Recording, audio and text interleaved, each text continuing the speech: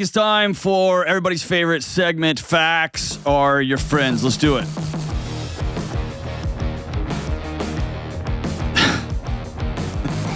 I told you, man. Whew. All right. So, I one of the most common questions I get, we get lots of questions about sex and intimacy, get lots of questions about mental health. And over the last year or two, one of the most common questions I get is about weight loss and all of the drama that surrounds weight loss, whether it's Instagram nonsense or just outdated stuff, or your mom drank Tab and watched like VHS tapes when you were a kid and you've just picked up some of those habits down the street, whatever is going on. And so here's the thing. I don't have expertise here. And so I invited my friend Sal Di Stefano from Mind Pump. Are you the leader of the gang, Sal? No, we're all equal partners. That's what. Hey, you know who says that? The Don, the true leader, says that. That way, in case it all goes down, everybody gets shot, not just the leader. I invited my friend Sal on just to ask a question that is coming up later on in the show. And I just wanted his expertise. Sal has been a personal trainer, has been a trainer of trainers, and is now one of the very few voices I trust out in the world talking about fitness and nutrition. Sal, thank you so much. This is a last-minute call, and you're helping me out today, and you're especially helping out our listeners. Thank you so much for joining me, man. John, thanks for having me on. You guys, we absolutely love what you do out there, and when we met you, you're about as genuine as they come. So of course I jumped to the opportunity to be able to help you out or hop on here. I appreciate it. All right. So here's the question that I've got coming in on my show. So when you and I get off the phone, this person's gonna call in, and this is their question that they typed up and sent to us. It's from Jay in Michigan. It says, I'm addicted to sugar and I'm making poor choices with food. I'm afraid if I don't get it under control, I'm going to die early or end up on that show, My 600-Pound Life. How can I get a gauge on this and change my life? So the first question I want to ask you, Sal, is what's the truth or drama around sugar addiction? I talk about it all the time, like I'm some kind of heroin addict, and I feel often that I do have a sugar addiction, but I don't even know if that's real, man. So you have any wisdom there? Yeah, I mean, technically, you can develop an addictive relationship with almost anything. Now, I know the way that they try to explain or describe addictive substances is through the physiological responses, things like dopamine and serotonin. But I mean, you can develop a dysfunctional relationship that would mirror what we would consider classic addiction with almost anything. And food is definitely up there. And I think foods that are hyper palatable or bring us comfort or help numb us, or maybe we have some other, I don't know, connection to a particular type of food, are probably the ones that are most likely for us to develop these behaviors with. But one of the hallmarks of addiction is that it is dramatically decreasing the quality of your life, and you continue to do it anyway. Mm-hmm. Now, in that category, I mean, I think a lot of people, a good chunk of us, have some type of a dysfunctional relationship with food. This is why obesity is such a common thing. And soon here, I think it'll be a majority of Americans. Yeah. So it's a real thing. It's really challenging. But the approach that we tend to have towards diet in general is terrible. It fails. I think the fail rate last time I checked was north of 85%. And this is like within the first couple of years. And I bet you it's closer to 95% if you stretch it out far enough. So it's the approach. The approach is all wrong. We focus on the physiological. We focus on the weight loss. And I know those are all things that people are looking for, but it goes much deeper than that. So the joke that's not really a joke is I've always said getting off of sugar, stopping sugar cravings, or just not grabbing candy all the time is challenging because I'll say nobody.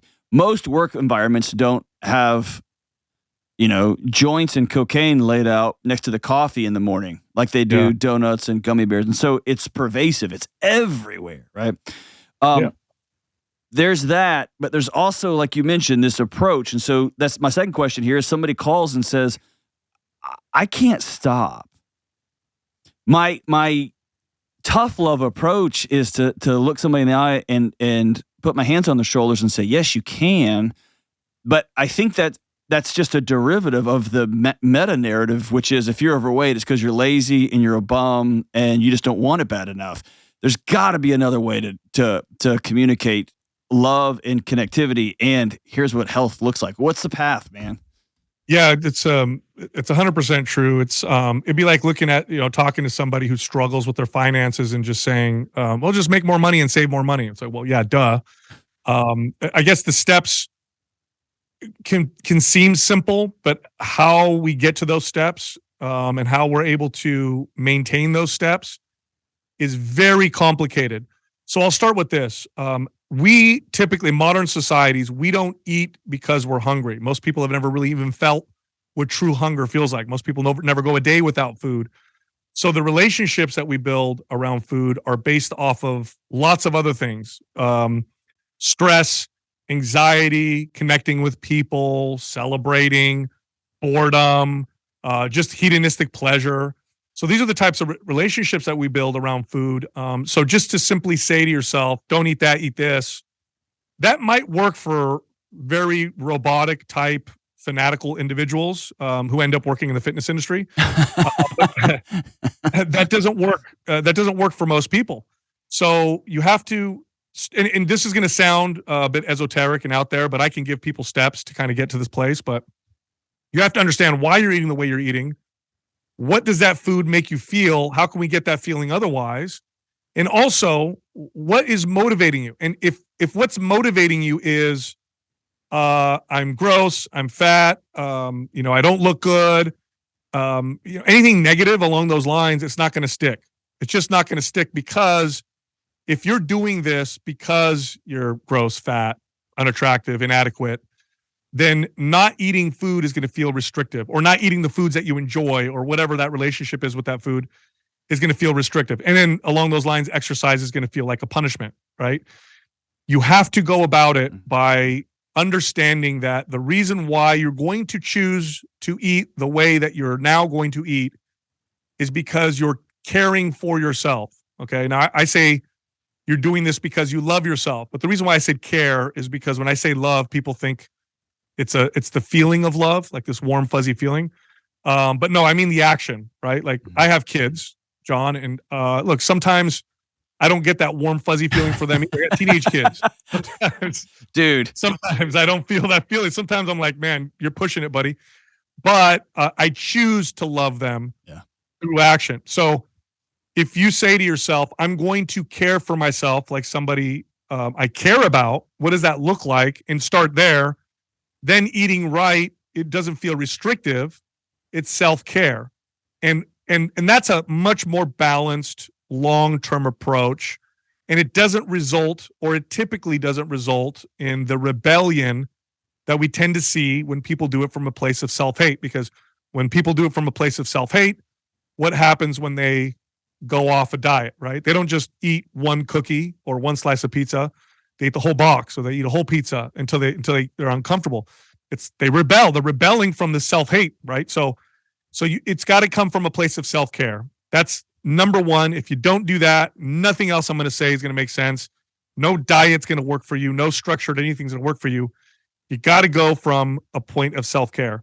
Now, if you start there, then we can talk about the steps and what that looks like and how we can develop the skills that go along with that, what those skills look like, because they are skills. You do have to develop them. You do have to learn how to live in this society where there's all kinds of amazing, incredible foods that we're surrounded by that are super easy to get to and inexpensive. But you got to start from a place of self-care. That's incredible, man.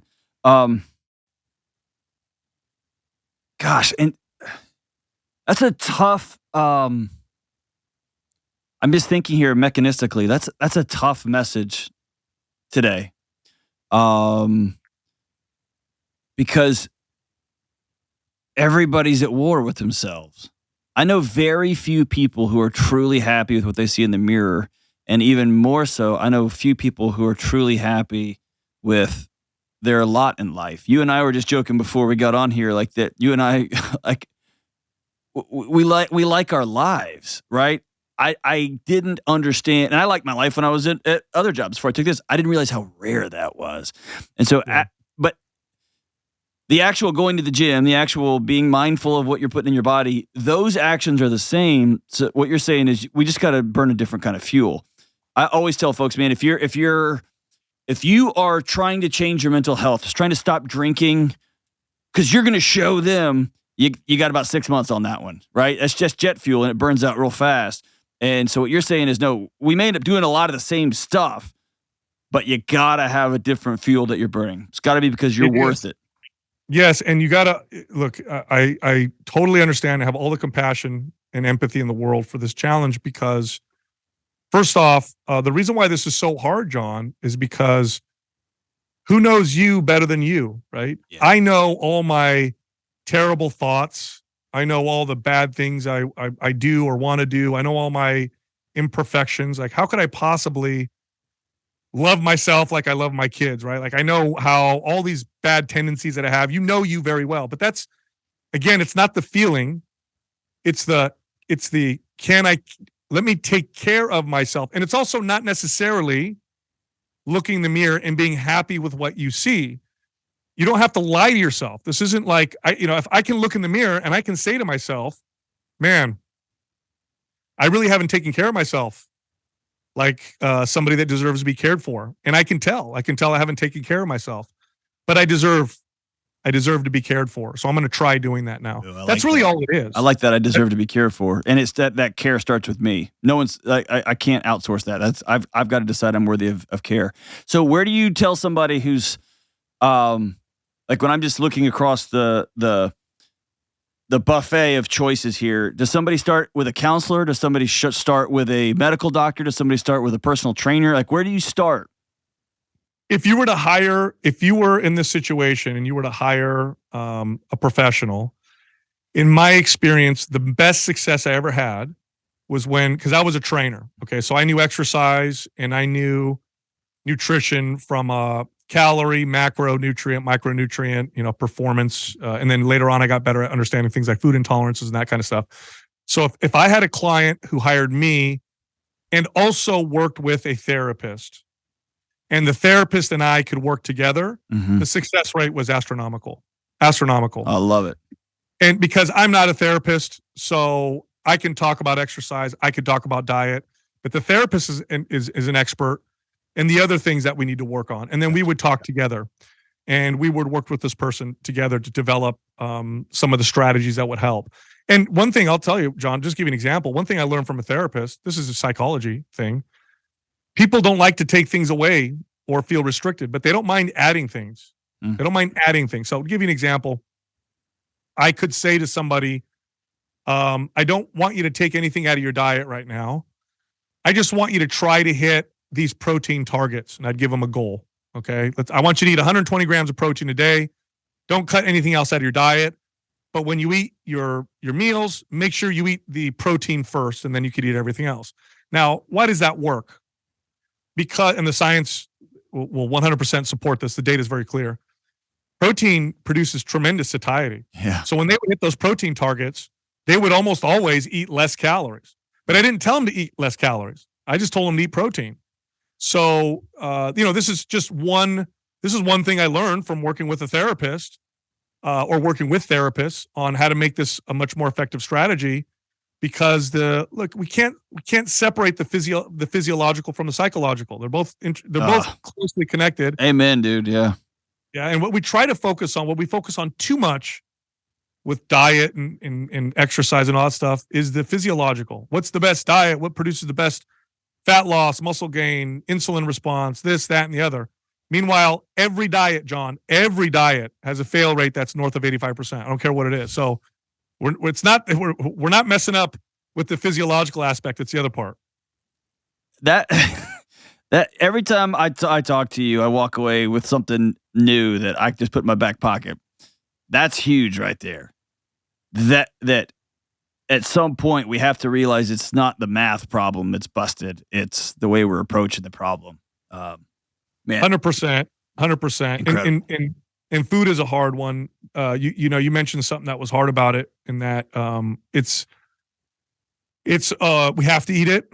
It's widely accepted to eat in lots of different ways, and we don't learn to eat. We don't learn the skills that help us lead a healthy life in modern society. We just don't.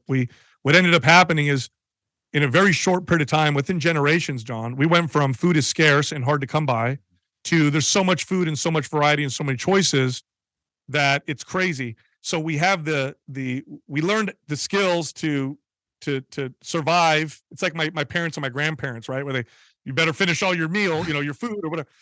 Like that right there was most of human history. Now it's like food is everywhere. We haven't learned these. So we grew up without any of these skills. Like, how do we navigate a life or in a world where there's so much delicious, tasty, convenient, incredible, cheap food if we don't have the skills to navigate it? So it's no wonder. Well, I love what that word is magic, and it's been magic with married couples and with parents who can't stop yelling at their kid, or they think they can't stop yelling at their kids, or they snap at their loved ones. When you reframe it from, hey, you're not a terrible human being with no character. You need some new skills. There's something magic about that it unhooks all of this extra psychological baggage that we have. And it's like, oh, cool. Okay. I can learn to shoot a free throw if given enough time. I can learn then these new set of skills. I love that reframe. Hey, I'm gonna let you go, dude. You are a saint like always. Thank you for, this is a last second Hail Mary and you caught the ball. So I'm grateful for you. And like always, I'm really grateful for your wisdom and just the practical care with which you take care of human beings who come to you and say, hey, please help, especially on a touchy subject like this. Thank you so much, man. I appreciate it, John. You're a special person. I appreciate you having me on. So thank you. All right. Take care, good man. Appreciate it. Take it easy.